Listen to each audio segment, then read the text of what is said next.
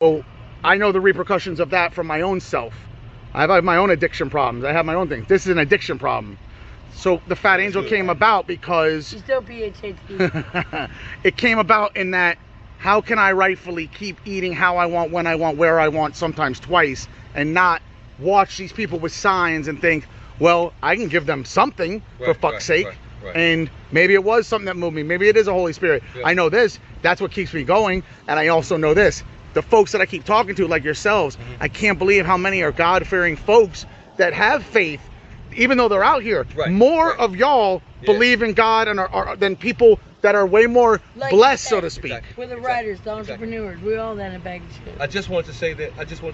Yeah. That you initially said that you didn't know if God was telling you this, if it was a calling, but remember that He fed people.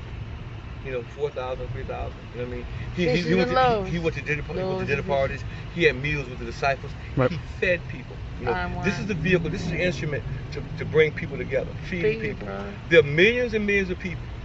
Well, I'm not gonna say millions and millions of people. There are people with millions and millions of dollars. How's that? Right. That will look at the news, that will see a broadcast, see a podcast, and they wouldn't even miss the money.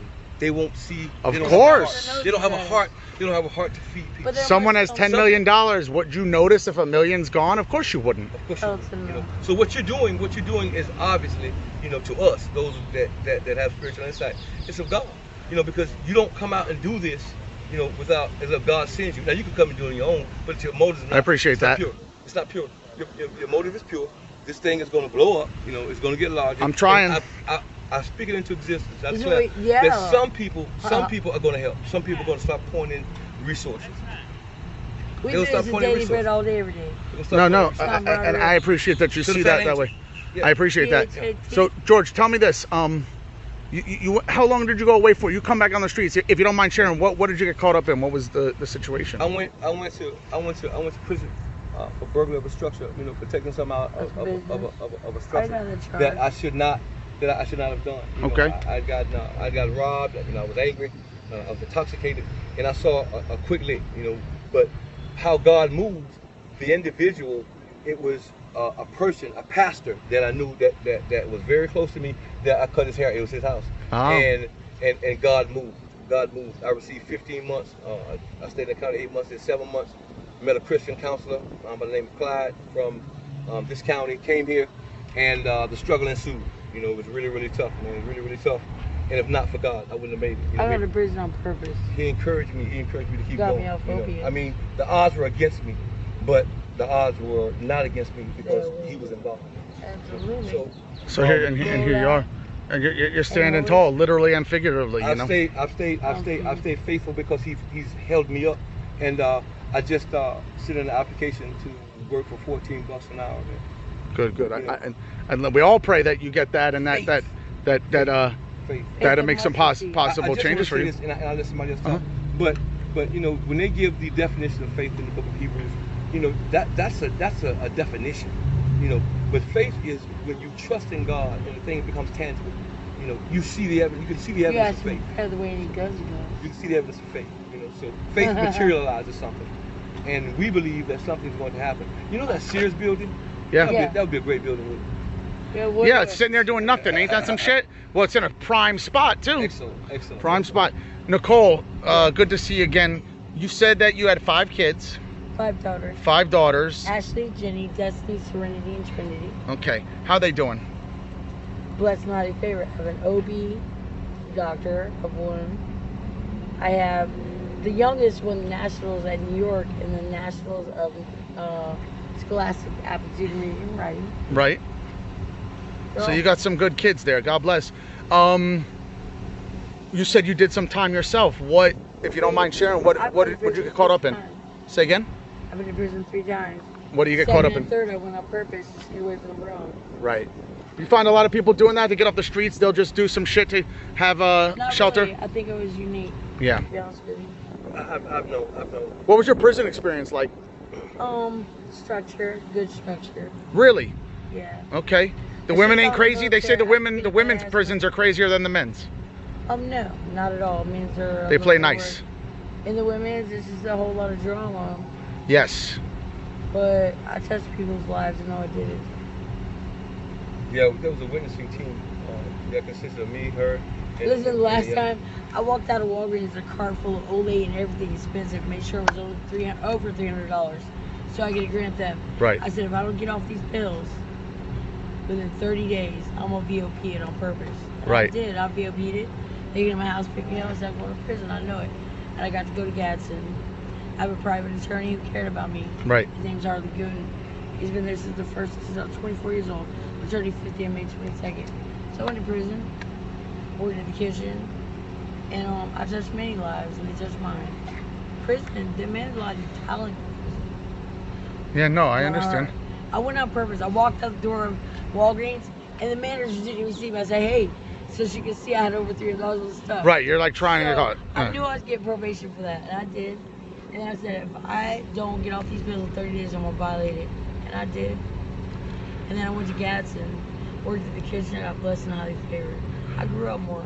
Right. You know, I had PTSD from when I was a 5-year-old. My brother used to get up on me, you know what I mean? Sure, of course, that'll do that. What do you, but so you guys know each other, so you provided some safety, some family. You know her husband. I actually saw him earlier today. Right. Yeah, he took off. He was conked out. He was sleeping, but so I didn't bother him. Yeah, it's tough out there. My friends look out for me, dude. So no, that's They don't good. try me. No, I'm glad you're safe. Anything that, so this house here, is this someone that helps people? I've seen Sammy. this gentleman, so Yeah. Sammy just helps Sammy, people? you ever met Sammy? Yeah. No. Let me go to Sammy. He's a saint. You know, he tries to help people. I mean, a lot of people, they get on him, they ride him, they scold him.